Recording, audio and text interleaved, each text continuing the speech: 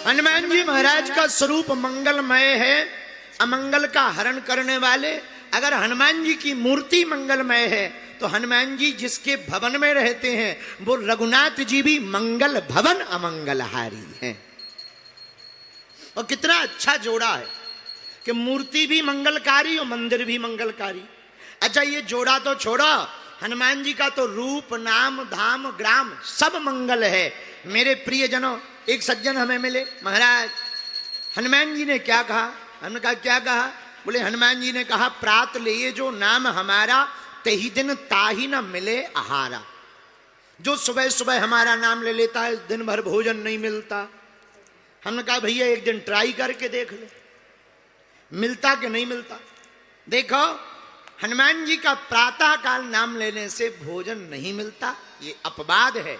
अरे भैया, जिनका रूप मंगलकारी हो, जिनका नाम मंगलकारी हो, जिनका जन्म भी स्कंद पुराण के अनुसार मंगलवार को हो, ऐसे अमंगल हरण करने वाले वीर बजरंग बली, जो भी उनका ध्यान करेगा उसका मंगल ही मंगल होगा।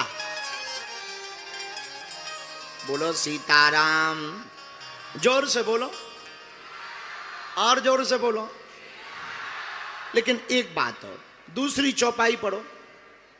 पवन तनय संतन हितकारी, हृदय विराजत अवध।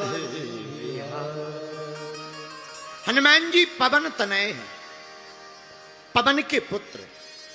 पवन तनय वीर बजरंग बली हैं, लेकिन इनके अंदर एक गुण बहुत अच्छा है। बोले क्या? संतन हितकारी। इस बात का वर्णन हनुमान चालीसा में भी आया। साधु संत के तुम, हनुमान जी महाराज संतों के रक्षक हैं। मेरे प्रियजनों, मेरे पागलों, हनुमान जी संतों के रक्षक हैं तो राक्षसों के भक्षक भी हैं। वो राक्षसों का भक्षण करते हैं, मारते हैं, उनका दमन करते हैं, लेकिन संतों की रक्षा करते हैं। बोलो सीताराम। पर पूरी बात घुमा फिराकर हमें जहां से शुरू करनी चाहिए वो सुनो काम की बात। हनुमान जी पूरे जीवन भर लीलाएं करते हैं, पर कहीं पर भी अपने संस्कार को नहीं छोड़ते।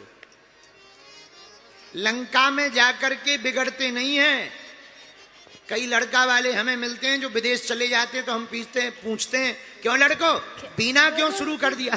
बोले गुरुजी विदेश में रहते ना, हमका ठटरी के बारे, विदेश में रहते तो क्यों पीने लगे? धोखा हो गया। अरे भैया, दुनिया चाहे जितनी खराब बनी रहे, पर तुम बढ़िया बने रहो, कोई तुम्हारी संगति खराब नहीं कर सकता है। कभी चंदन को, सांप को देखना, चंदन का गुण देखना। दिन ना रात सांप चंदन में लिपटे रहते हैं, पर कभी क्या चंदन विष को व्यापता है? नहीं व्यापता ना। हाँ, ये महत्वपूर्ण नहीं है कि आप कहाँ रहते हो, महत्वपूर्ण ये है कि आप कैसे रहते हो।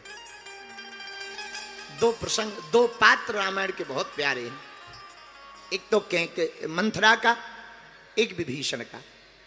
राम के राज्य में रहकर के मंथरा सुधरी नहीं है, और रावण के राज्य में रहकर के विभीषण बिगड़ा नहीं। विभीषण रावण के राज्य में रहा फिर भी बिगड़ा नहीं, क्योंकि मंथरा राम के राज्य में रही फिर भी सुधरी नहीं। तो ये महत्वपूर्ण नहीं है कि तुम भारत में रहते हो या विदेश में रहते हो, मेरठ के पागलों। महत्वपूर्ण यह है कि तुम्हारे दिल में क्या बसता है,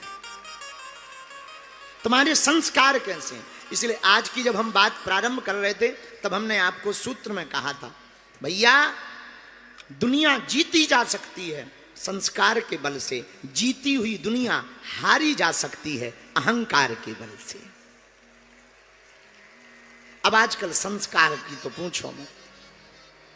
संस्कार तो ऐसे गायब हो गए जैसे डायनासोर विलुप्त हो गए। हनुमानी जी बचाए।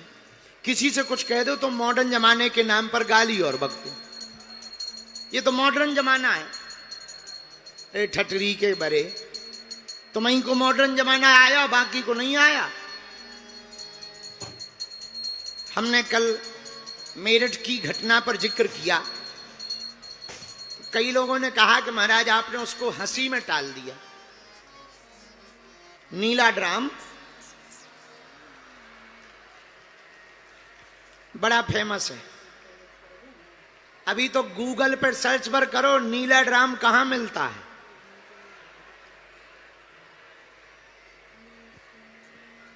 तो लोगों ने कहा कि आपने इसको हंसी में टाल दिया। भैया, मेरठ की घटना ने, मुस्कान नाम की उस लड़की ने समस्त नारी समाज को कटघरे में ला करके खड़ा कर दिया। समस्त विवाहित स्त्रियों को कटघरे में ला करके खड़ा कर दिया है। बुरा ना मानना, हमारी बात थोड़ी आपको बुरी लगेगी, कथा तो हम सुनाएंगे, पर हम एक प्रार्थना करें, आप अपनी बेटी को या बेटा को डीएम बनाओ या मत बनाओ, आईएएस आईपीएस इंजीनियर बनाओ या ना बनाओ, हमारी प्रार्थना है सबसे पहले उसे संस्कारवान इंसान बनाओ।